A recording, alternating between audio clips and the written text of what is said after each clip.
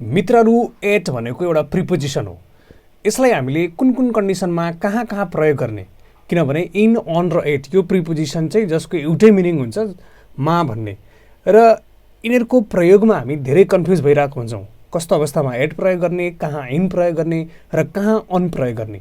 अब आजको क्लासमा चाहिँ हामी तपाईँहरूलाई एटलाई कहाँ प्रयोग गर्ने, कस्तो अवस्थामा प्रयोग गर्ने र कुन कुन कन्डिसनमा प्रयोग गर्ने भन्ने विषयमा चर्चा गर्नेछौँ। आउनुहोस् भिडियो सुरु गरौँ। सबैभन्दा पहिला एट कस्तो अवस्थामा प्रयोग गरिन्छ त? एटको रुल नम्बर 1 रहेको छ प्रिसाइज टाइम। प्रिसाइज टाइम भनेको निश्चित गरेको समय, निश्चित गरिएको समय, यसलाई तोकिएको समय पनि हामीले भन्न सक्छौँ। यदि कुनै पनि निश्चित गरिएको समय छ भने त्यसमा हामीले एट प्रयोग गर्नुपर्ने हुन्छ। त्यसलाई भनिन्छ प्रिसाइज टाइम, तोकिएको समय अथवा निश्चित गरिएको समय। जस्तै तोकिएको निश्चित गरिएको समय के हो त भन्दाखेरि, जस्तै फर इक्जाम्पल एट 10 AM, यो चाहिँ एउटा निश्चित गरिएको समय भयो, प्रिसाइज गरेको समय भयो। 10 AM मतलब 10:01 पनि होइन र 9:59 पनि होइन, एक्ज्याक्ट टाइम हो, प्रिसाइज टाइम हो, यानि कि तोकिएको समय हो। यस्तोमा एट प्रयोग गर्ने। अब हामीले बेसिकली के बुझ्नुपर्छ भने कुनै पनि घडीको समय हुन्छ, टाइम हुन्छ, त्यो जहिले पनि तोकिएकै हुन्छ होइन, यति बजेर यति मिनट भनिएको हुन्छ। त्यसकारण घडीको टाइमहरू जति पनि हुन्छ सबैमा एट प्रयोग गरिदिने हामीले। सिम्पली त्यो कुरा बुझ्नुहोस् है।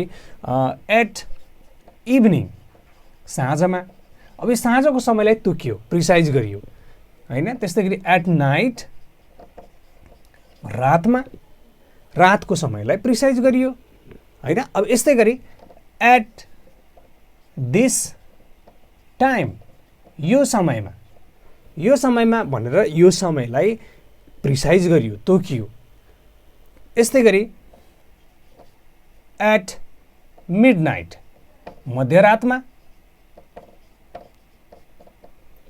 होइन। अब यो सबैमा मा भन्ने नै अर्थ आएको छ। एट 10 AM 10 बजेमा, एट इभिनिङ साँझमा, एट नाइट रातमा, एट दिस टाइम यो समयमा, एट मिडनाइट मध्यरातमा, सबैमा मा आइरहेको छ। तर यिनीहरूमा इन प्रयोग भइरहेको छैन, अन प्रयोग भइरहेको छैन। किन एट प्रयोग भइरहेको छ भन्दाखेरि एट भनेको प्रिसाइज टाइम हो, तोकिएको निश्चित गरिएको समयमा जहिले पनि एट प्रयोग गर्नुपर्छ।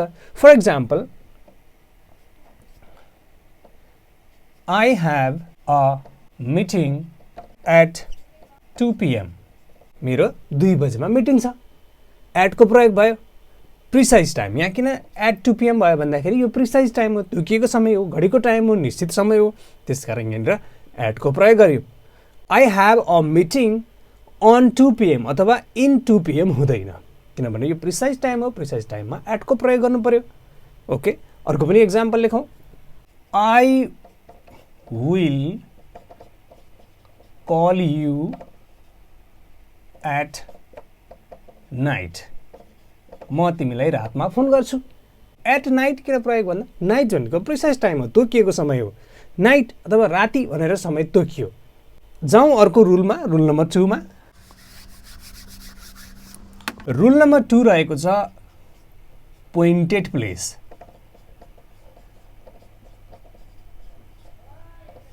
पोइन्टेड प्लेस पनि प्रिसाइज टाइम भने जस्तै प्रिसाइज प्लेस भन्न मिल्छ यसलाई। पोइन्टेड प्लेस, पोइन्ट भनेको के भन्दाखेरि कुनै पनि चिजलाई पोइन्ट गर्नु, यसरी हातले हामीले यो चिज यो भनेर पोइन्ट गर्छौँ नि, द्याट इज पोइन्टेड प्लेस। जस्तै यो ठाउँ भनेर हामीले यदि पोइन्ट गऱ्यौँ भने त्यस्तो ठाउँमा चाहिँ हामीले एटको प्रयोग गर्नुपर्छ। जस्तै एट द बस पार्क, बस पार्कमा मा नै आइरहेछ होइन। किन एड भयो भन्दाखेरि यसमा चाहिँ पोइन्ट गरियो, ठाउँलाई पोइन्ट गर्यो। बस पार्कलाई हामीले पोइन्ट गऱ्यौँ, बस पार्कमा भनेर हामीले बस पार्कलाई पोइन्ट गऱ्यौँ। त्यस्तै एट द डोर, ढोकामा पोइन्ट गऱ्यौँ हामीले, ढोकालाई पोइन्ट गऱ्यौँ, पोइन्टेड प्लेस भयो होइन। एट द एन्ट्रान्स, प्रवेशद्वारमा,